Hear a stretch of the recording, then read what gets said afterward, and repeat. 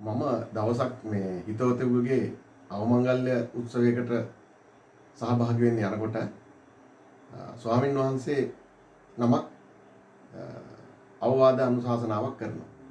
ඒකෙදි උන්වහන්සේ දේශනා කළා පුජ්‍යලයකගේ උප්පත්ති තුනක් ගැන. එහිදී සඳහන් කළේ අපි දැන් මුලින්ම මේ ලෝකෙට දෙමව්පියෝ ළඟ උපදිනවා. ඒ උපදින උප්පත්තිය තමයි පළවෙනි උප්පත්තිය හැටියට සඳහන් කළේ. ඒ උප්පත්තියේදී දෙමව්පියන් අපිව මනාව ගුණධර්ම පුහුණු කළා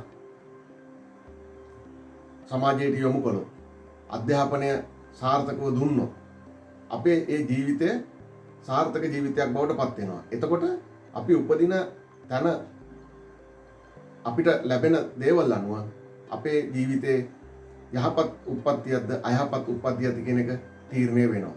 දෙවැනි එක තමයි දැන් මම මේ සම්බන්ධ වෙච්ච අවමගුල් උත්සවයේ නැති වෙච්ච එක්කෙනත් විවාහය අසාර්ථක වීම නිසා සිවිදි හානි කරගත් පුජ්‍යලේ. දෙවැනි උප්පත්තිය හැටියට උන්වහන්සේ සඳහන් කළේ ඒ කාරණයයි. සමහරක් විට පෙම්වතෙක් අතරත් මේ දේ වෙන්න පුළුවන්. එතෙන්දී තමාට ලැබෙන සහකාරිය හා සහකරුවාගේ ක්‍රියාකලාපයේ අනුව ගුණධර්ම වල தত্ত্বය අනුව පැවැත්ම අනුව අපගේ ජීවිතයේ හොඳ හෝ නරක අතර යොමු වෙනවා. ඇතම් විටක සිවිදි හානි කර ගන්න තත්ත්වයටපත් වෙනවා. ඊළඟට තුන්වෙනි උප්පත්තිය වශයෙන් සඳහන් කළේ දරුවන්. දරුවන් ලැබුණාට පස්සේ ජීවිතේ විනාශ වෙලා යන දෙමව්පියෝ ඉන්නවා. දරුවන්ගේ ක්‍රියාකලාපය නිසා වැරදි දේවල් වලට මත්ද්‍රව්‍ය වැනි දේවල් වලට යොමු වෙච්ච නිසා ජීවිතේ මෙරි උපදින දෙමව්පියෝ අද කොච්චර ඉන්නවද කියලා අපිට සමාජයේ ප්‍රවෘත්ති වලින් දකින්නට පුළුවන්. එහෙනම් පළවෙනි උප්පත්තිය සාර්ථක වීම වගේම දෙවැනි උප්පත්තිය තුන්වැනි උප්පත්තිය සාර්ථක වීම ජීවිතයේ බොහෝ දෙනෙකුට නොලැබෙන වාසනාවක්. ඉතින් මේ උප්පත්ති තුනටම දෙගොල්ලක් සම්බන්ධයි.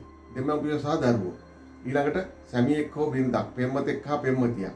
ඊළඟට ආපහු දෙමව්පියෝ සහ දරුවෝ. ඉතින් මේ කොටස් වලින් කොයි කොටසකට හරි අපි කවුරුත් අයිති වෙනවා. එතකොට අපිට අයිති වෙන මේ කොටස අපි මනාව කළමනාකරණය කළා. අපි මේ යුතුයකම හරියට කළොත් අපෙන් අනිත් අයට වෙන හානිය නැති වෙලා යනවා. එතකොට අපි ලේසි දෙයක් කියලා හිතුවට මේ ජීවත් වීම අපිට ඒ වගකීමක් තියෙනවා. දෙමව්පියන්ට දරුවන්ව යහපත් මාර්ගයට යොමු කිරීමේ වගකීම තියෙනවා. පෙම්වතියකට හෝ පෙම්වතෙකුට සැමියකට හෝ බිරිඳකට ඔහුගේ අනාගතය විනාශ නොවි යහපත් ලෙස ජීවත් වීමට යොමු කිරීමේ අයිතිය තියෙනවා. යුතුයකම තියෙනවා. ඒ වගේම තමයි දරුවෝ තමන්ව උස්මහත් කළා ගුණධර්ම පුරුදු කළා තමන් වෙනුවෙන් දුක් මහන්සි වෙච්ච දෙමව්පියන්ට උප්පත්තිය විනාශ නොවන විදිහට නැවත මෙරි උපදීමක් ඇති නොවන විදිහට නරක දේවල් වලින් ඈත් වෙලා තමන්ගේ ජීවිතය යහපත් කරගෙන දෙමව්පියන්ටත් සලකලා තමන්ගේ ජීවිතය සාර්ථක කරගෙන පෙන්නලා තමන්ගේ ජීවිතය හොඳ මට්ටමකින් තියාගෙන ඒ යුතුයකම ඉෂ්ට කරන්න පුළුවන් වෙන්න ඕනේ. එතකොට මේ උප්පත්ති තුනෙන් සමහරක් අයගේ පළවෙනි උප්පත්තිය සාර්ථකයි, සමහරක් අයගේ දෙවෙනි එක අසාර්ථකයි, සමහරක් අයගේ පළවෙනි එක අසාර්ථක වෙලා දෙවෙනි එක සාර්ථක වෙනවා, සමහරක් අයගේ තුන්වෙනි එක අසාර්ථක වෙනවා.